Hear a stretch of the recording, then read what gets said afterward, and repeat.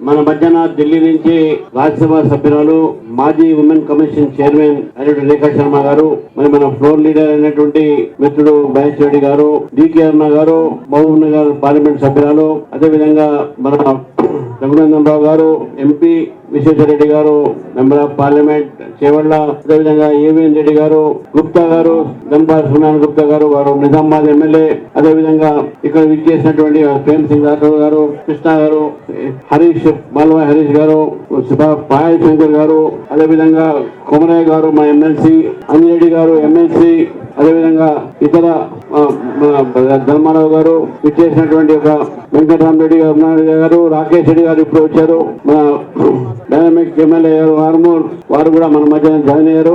వీటితో పాటు రాష్ట్ర పదాధికారులకు, అదేవిధంగా ఇక్కడ విచ్చేసినటువంటి వేలాది మంది విద్యార్థులు బయట ఉన్నారు. ఇంకా ఒక్కొక్క బ్యాచ్ వైజ్ గా ఇక్కడ నుంచి అందరినీ కలవడం మరి పంపించడం జరుగుతుంది. ఇది ఎక్కువ సమయం తీసుకోకుండా ఇక్కడ మన ముందు మన పార్లమెంట్ సభ్యులు ఉన్నారు, అలా 2 నిమిషాలు మాట్లాడతారు. కాబట్టి మీ అందరికీ తెలుసు, ఈ రోజు ఈ కార్యక్రమాన్ని భారతీయ జనతా యువ మోర్చా గత అనేక రోజులుగా రాష్ట్రంలో ఎన్నో కాలేజీలకు పోయి దాదాపు 5 లక్షల సంతకాలు ఇంతవరకు సేకరించారు. మా బకాయిలు మాకు ఇవ్వండి అని చెప్పి ముఖ్యమంత్రి గారికి ఉత్తరాలు ఇవ్వడానికి. మరి 5 లక్షల మంది విద్యార్థులు కేవలము 10 రోజుల్లోనే సంతకాలు చేశారు. అంతేకాకుండా అనేక మంది విద్యార్థులు రోడ్ల మీదకి వచ్చి ఈ రోజు కలెక్టరేట్ ఆఫీస్ ముందు పోదామంటే లాఠీ చార్జీలతోని ఆ విద్యార్థుల మీద చాలా దురుసుగా ప్రవర్తించినట్టుగా పోలీసులు మనం చూసినాం. మనం మిత్రులారా, ఈ రోజు ఫీజు బకాయి ఒకటే కాదు, ఈ రోజు యావత్ విద్యా వ్యవస్థని ఈ రోజు మనం ప్రశ్నించాల్సిన అవసరం ఉన్నది. కాంగ్రెస్ ప్రభుత్వం ఈ రోజు అధికారంలో వచ్చిన తర్వాత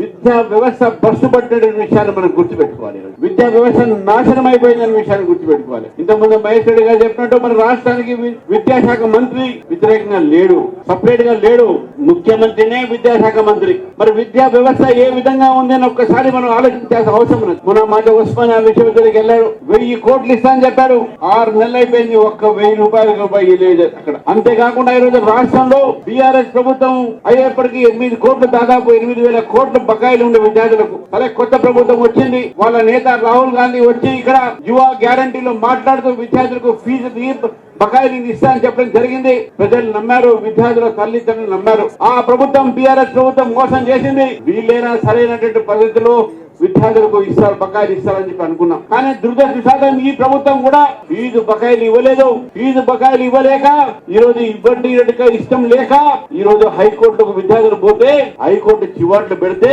మళ్ళీ ఇప్పుడు 2000 కోట్లు నేను రిలీజ్ చేస్తానన్నారు. ఇంకా రిలీజ్ చేయలే, ఎప్పుడో కొత్త బ్యాచ్. మరి పాతమాలో 20 లక్షల మంది విద్యార్థులు, 20 లక్షల మంది విద్యార్థులకు ఈరోజు 12,000 కోట్ల బకాయిలు ఈరోజు ఉన్నాయి. ఎప్పుడు ఈ ప్రభుత్వం ఇస్తుందని చెప్పేది ఒక్కసారి మనం ఆలోచించాలి. మిత్రులారా, engineering college, degree college, medical college, వీటన్నిటి విద్యార్థులకు ఇది బాగా ఎఫెక్ట్ అయ్యేటటువంటి ఒక స్కీమ్ ఇది. ఏ విద్యార్థులు బీద విద్యార్థులు వాళ్ళ తల్లిదండ్రులు ఫీజు కట్టలేక ఇంట్లో ఉన్న బంగారాన్ని అమ్మి, వారి ఆస్తులను అమ్మి ఈ రోజు పిల్లలు చదువు చెప్తా ఉన్నారు. మరి వారి కన్నీరు చూడడానికి ఈ రోజు ప్రభుత్వము కనీసం ప్రయత్నం కూడా చేయట్లేదు. పైపెచ్చు బెదిరిస్తా ఉన్నారు కాలేజీ మేనేజ్మెంట్ అని. మీ కాలేజీలు మూసేస్తా అని చెప్తా ఉన్నారు వాళ్ళు. ఈ కాలేజీ మేనేజ్మెంట్ ఒకటే కోరుతా ఉన్నాను, నాకు తెలుసు మీకున్న కష్టాలు. మీ దగ్గర పనిచేస్తున్నటువంటి లెక్చరర్స్ కు, స్టాఫ్ కు మీరు ఏ విధంగా మీరు శాలరీలు ఇవ్వలేరు. ఎంతో కష్టంతో మీరు కూడా అప్పులు తీసుకొచ్చి కాలేజీలు నడుపుతా ఉన్నారు. మరి అటువంటి ఒక సమయంలో విద్యార్థులు, మేనేజ్మెంట్, విద్యార్థులకు సంబంధించినట్టుగా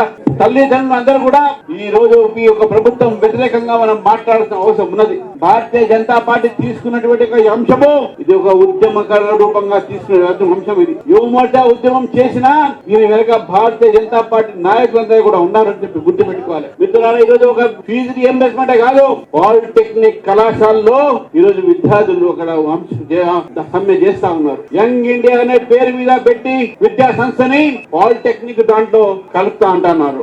విద్యార్థులు దాన్ని వ్యతిరేకిస్తా ఉన్నారు. పాలిటెక్నిక్ విద్యార్థుల మీద లాఠీ చార్జ్ చేస్తుంది ఈ ప్రభుత్వం. లాఠీ చార్జే కాదు, వాళ్ళని ఈ రోజు అతి ఒక దుర్టుగా ప్రవర్తిస్తున్నటువంటి పోలీసు వ్యవస్థ మనం చూస్తున్నాం. ఈ రోజు మొన్ననే నేను ఆయుష్ యూనివర్సిటీ వెళ్ళాను.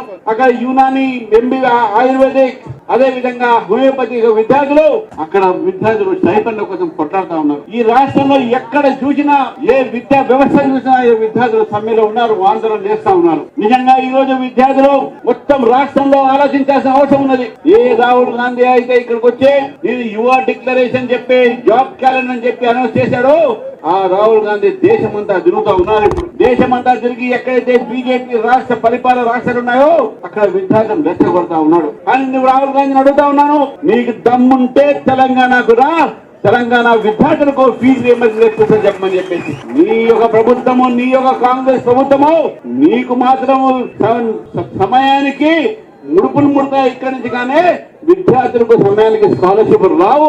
ఎందుకు రాదని చెప్పేసి అడుగుతా ఉన్నాను. ఈ రోజు విద్యార్థులను రెచ్చగొట్టి మోదీ గారిని బద్నాం చేసే ప్రయత్నం చేస్తా ఉన్నారు. ఒక్కసారి గుర్తు పెట్టుకోవాలి రాహుల్ గాంధీ, మీ యొక్క ప్రభుత్వంలో మన్మోహన్ సింగ్ గారి 10 సంవత్సరాల పరిపాలించేటువంటి సమయంలో మీ తల్లి గారు వారిని నడిపించిన సమయంలో ఈ యొక్క దేశంలో వేలాది కోట్లాది రూపాయల కుంభకోణం జరిగింది. కానీ నరేంద్ర మోదీ గారు వచ్చిన తర్వాత ఒక్క రూపాయి కుంభకోణం జరగలేదనే విషయాన్ని గుర్తుపెట్టుకోవాలి. ఆ రోజు మీ ప్రభుత్వం 60 సంవత్సరాలు పరిపాలిస్తే ఈ దేశంలో కేవలం 6 ఐఐటీలు మాత్రమే ఉన్నాయి. ఇప్పుడు 20 ఐఐటీలు వచ్చినాయి, 20 ఎన్ఐటీలు వచ్చినాయి, 20 ఐఎంలు వచ్చినాయి, 20 ఎయిమ్స్ వచ్చినాయి ఈ దేశంలో. మీ అప్పుడు ఎందుకు రాలేదని చెప్పేసి కాంగ్రెస్ పార్టీ ప్రస్తావిస్తాను, అడుగుతా ఉన్నాను, ప్రశ్నిస్తా ఉన్నాను. అందుకని మిత్రులారా, ఇది ఆలోచించాలి. నరేంద్ర మోదీ గారు వచ్చిన తర్వాత దేశంలో పిల్లలకు చదువుకునే అవకాశాలు దొరికినాయి. నరేంద్ర మోదీ గారు వచ్చిన తర్వాత విశ్వవిద్యాలయాలు అనేక రకాలైనటువంటి ప్రగతి చెందుతా ఉన్నారు. నరేంద్ర మోదీ గారు వచ్చిన తర్వాత యువతకు ఒక ఉద్యోగ అవకాశాలు వచ్చినాయి. ఈ రోజు ఈ దేశంలో ఉన్నటువంటి యువకులు రాకెట్లు తయారు చేసి ఈ రోజు స్పేస్ పంపిస్తా ఉన్నారు. కానీ ఒకవైపు ఒక యువకుడు తిరుగుకుంటూ దేశం ప్రగతిని ఓడ్చుకోలేక విద్యార్థులకు అబద్ధాలు చెప్తా ఉన్నారు. మరోవైపు దేశానికి వ్యతిరేకం మాట్లాడే వాళ్ళతోని మన ముఖ్యమంత్రి చేతులు కలుపుతూ విద్యార్థుల భవిష్యత్తుని అర్థంగాడలో దోచుకునే విషయాన్ని కూడా మనం గుర్తించాలి. కాబట్టి ఈ రోజు సమయం వచ్చింది. నేను చెప్పాను, భారతీయ జనతా పార్టీ ఈ ప్రభుత్వాన్ని గద్దెదించే వరకు ఊరుకోదు, ప్రభుత్వాన్ని గద్దెదించే వరకు నిద్రపోదు. కాబట్టి ఈ ప్రభుత్వం వ్యతిరేకంగా ఉద్యమించాల్సిందే. కేవలం ఉద్యమే మన ముందు ఉన్న బాట, పోరాటమే మన ముందు బాట మిత్రులారా. ఆ పోరాటం విద్యార్థుల నుంచి మొదలు పెట్టాలి. ఆ పోరాటం విద్యార్థుల సమస్యతో పోరాడే ఈ రోజు ప్రజలు ఎదుర్కొంటున్న సమస్యలు 22 ఏదైంది, ఇక రకరకాలైన సమస్యల విషయంలో కూడా మనం పోరాడతాం. కానీ ముందుగా విద్యార్థులు మన భవిష్యత్, దేశ భవిష్యత్తుని అంధకారంలో పెట్టేటువంటి ఈ రేవంత్ రెడ్డి గారి సర్కార్ అది 5 సంవత్సరాలు నడవదా తెలియదు. ఎందుకంటే వాళ్ళు కొట్లాడుకుంటున్నారు. గత ప్రభుత్వంలో ఉన్న కుటుంబ సభ్యులు నాకు ముడుపులు ఎక్కువ వచ్చినాయి, నీకు ఎక్కువ వచ్చినాయి అని చెప్పి కొట్లాడుకొని కుటుంబం అంతా కూడా చిన్న భిన్నమైపోయింది. ఇప్పుడు ఈ ప్రభుత్వము ముడుపుల కోసం కొట్లాడుతా ఉన్నారు. ఒక మంత్రికి ఇంకో మంత్రికి పడదు, ఒక ఎమ్మెల్యేకు ముఖ్య పడదు, ఒకరు కొట్లాడుకొని ఈరోజు ప్రభుత్వమే సంక్షోభంలో ఉన్న విషయాన్ని కూడా మనం గుర్తుపెట్టుకోవాలి. కాబట్టి కాంగ్రెస్ పార్టీతో ప్రజలకు న్యాయం జరగదు. బీఆర్ఎస్ అన్యాయం చేసిన కూడా వాస్తవమే, కానీ కాంగ్రెస్ పార్టీతో కూడా అన్యాయం జరగదు.